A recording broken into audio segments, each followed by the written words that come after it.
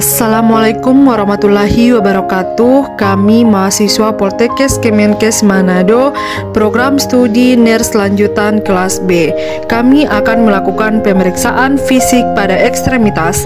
Dalam hal ini kami akan melakukan pemeriksaan fisik sistem muskuloskeletal. Jadi sistem muskuloskeletal itu merupakan sistem tubuh yang terdiri dari otot atau muskulo dan tulang-tulang yang membentuk rangka atau skelet. Jadi pengkajian muskuloskeletal meliputi pemeriksaan pada tulang, persendian, dan otot-otot klien. Tujuannya yaitu untuk mengetahui adanya gangguan muskuloskeletal pada klien. Dan untuk alat dan bahan yang digunakan akan disesuaikan dengan pemeriksaan apa yang dilakukan.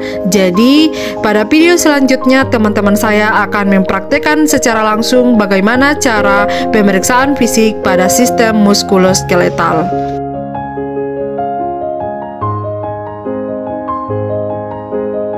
Kita masuk ke inspeksi dan palpasi pada ekstremitas dan kekuatan otot. Yang pertama, kita lakukan inspeksi mengenai ukuran otot, amati kenormalan susunan tulang dan deformitas. Kemudian lakukan inspeksi persendian untuk mengetahui adanya persendian. Kemudian lakukan palpasi pada otot saat istirahat untuk mengetahui tonus otot, dan lakukan palpasi saat otot bergerak aktif dan pasif untuk mengetahui adanya kelemahan.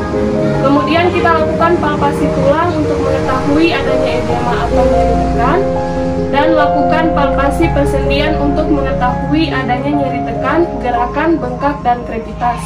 Kemudian kita masuk di palpasi. Permisi Pak, tolong dilipat tangannya.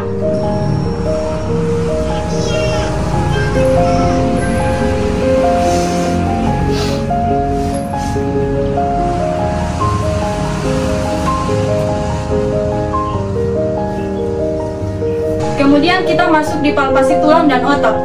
Permisi Pak. Pak, sakit kalau saya mau tekan-tekan begini? Tidak. Misi ya Pak. Sakit Pak? Misi ya Pak. Sakit Pak? Tidak.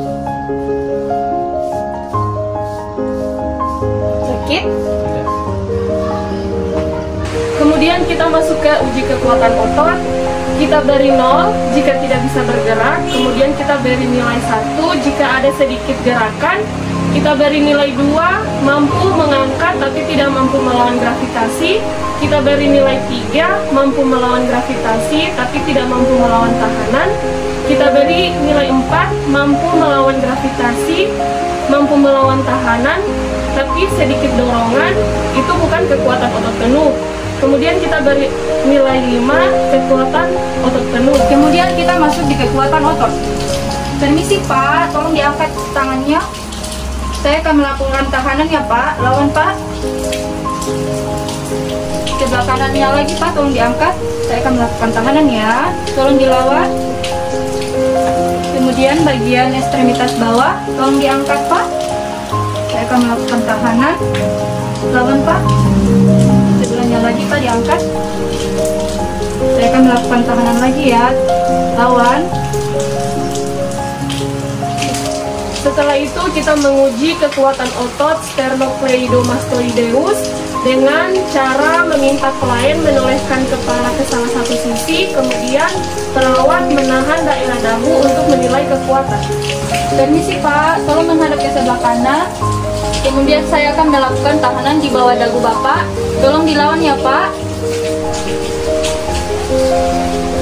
Kemudian menguji muskulus trapezius. Kita meminta klien untuk mengangkat bahu dengan bebas, kemudian kita beri tekanan ke bawah. Permisi Pak, tolong diangkat bahunya. Kemudian saya akan melakukan tahanan ya Pak. Pak, tolong dilawan Pak.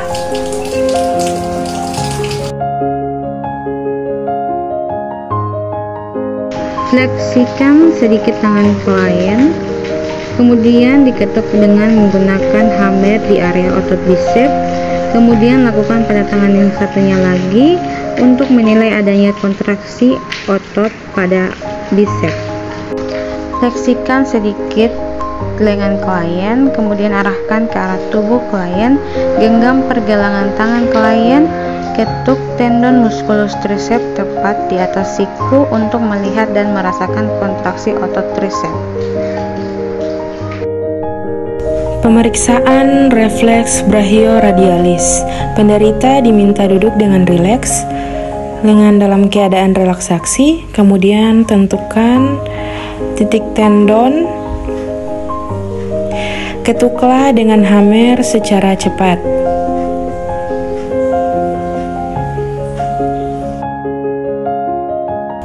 Pemeriksaan refleks patella. Penderita dalam posisi duduk dengan tungkai menjuntai, usahakan tungkai tidak menempel. Bapak, rileks Pak. Ketuklah tendon dengan hammer secara cepat. Menilai adanya kontraksi otot. Selanjutnya pemeriksaan refleks Achilles. Jadi kita pegang kaki seperti ini, kemudian kita ketuk pada bagian atas tumit. Setelah itu kita mulai mengetuk. Jadi sudah ada refleksnya. Ya, itu terlebih. Selanjutnya pemeriksaan refleks Jautres atau refleks rahang bawah. Jadi kita meletakkan tangan kita di mulut pasien dengan jari telunjuk, kemudian kita letakkan seperti ini. Setelah itu kita mulai ketukan. Nah, itu refleks. Selanjutnya adalah pemeriksaan refleks glabella. Jadi kita mulai menatang kita di kedua mata atau di dahi seperti ini. Kemudian kita akan mulai mengetuknya dan kita lihat refleksnya. Selanjutnya pemeriksaan refleks Babinski.